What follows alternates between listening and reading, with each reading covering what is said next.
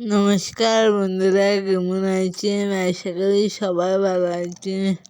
আবারও সবাইকে জানাচ্ছি শুভ বিজয়া দশমীর প্রীতির শুভেচ্ছা।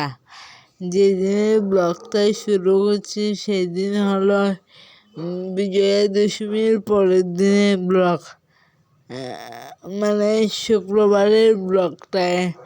আমাদের শিবচর শহরে শুক্রবার দিন দশমীর পরের দিনে এত ভিড় হয়েছে। সেদিনও আমরা গিয়েছিলাম দশমীতে, আর সেদিন তো অনেক বেশি মজা করেছি, অনেক বেশি আনন্দ করেছি সবার সাথে। সেদিনও বন্ধুরা দেখেন আমাদের শিবচর শহরে কি পুঞ্জিত ভিড় এবং কি পুঞ্জিত মজা হয়েছে সবাই সঙ্গে। মা দুর্গা চলে যাচ্ছেন 1 বছরের জন্য, তার কৈলাস পর্বতে আবার আসবেন হয়তো, সে আসছে বছর আবার হবে। এই শিবচর সব সময়তেই শিবচরে দুদিন করে দশমী হয়।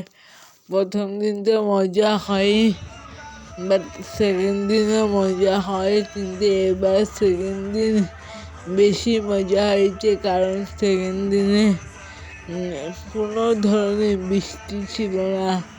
সবাই বেশ আনন্দ করে কাটিয়েছিলাম।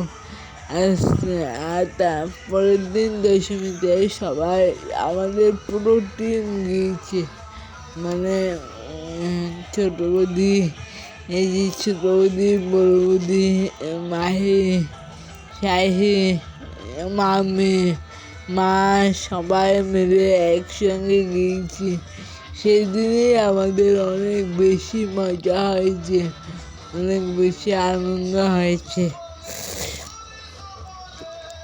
প্রথম দিন দশমীতেও মজা হয়েছে, কিন্তু তারপরের দিনে দশমীতে যেদিন দ্বিগুণ মজা হয়েছে। সত্যি আগে বাবু থাকতো আমরা যেতাম সবাই মিলে, তখন তো অনেকজন ছিল। এই যে এখানে বৌদিরাই সবাই মিলে একসঙ্গে মজা হচ্ছে। শাহি, মাহি, সবাই সবাই একসঙ্গে থাকাটাই যেন অনেক মজা, অনেক আনন্দ। তবে যাই হোক, দেখুন বন্ধুরা, আমাদের শিবচর শহরে দশমীর পরের দিন কি পুঞ্জিত ভিড় আর কি পুঞ্জিত মূর্তি। শিবচরে অনেকগুলো পূজা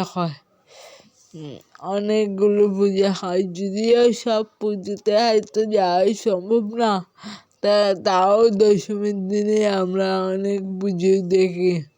অনেকটাই মজা হয় আমাদের শিবচর শহরে। সত্যি শিবচর আমার কাছে দুর্গা পুজোর জন্য শিবচর বেস্ট অপশন। সত্যি যে যাই বলুক, আমারই সত্যি বেস্ট শিবচর। তারপর দেখুন আমাদের শিবচরের শহরে পুজো। আর হ্যাঁ বন্ধুরা, দেখুন না চ্যানেলটিকে প্লিজ সবাই সাবস্ক্রাইব করুন, লাইক, শেয়ার এবং কমেন্টস করুন। ভুল ত্রুটি হলে মার্জনা করবেন, আমি আবারও বলছি।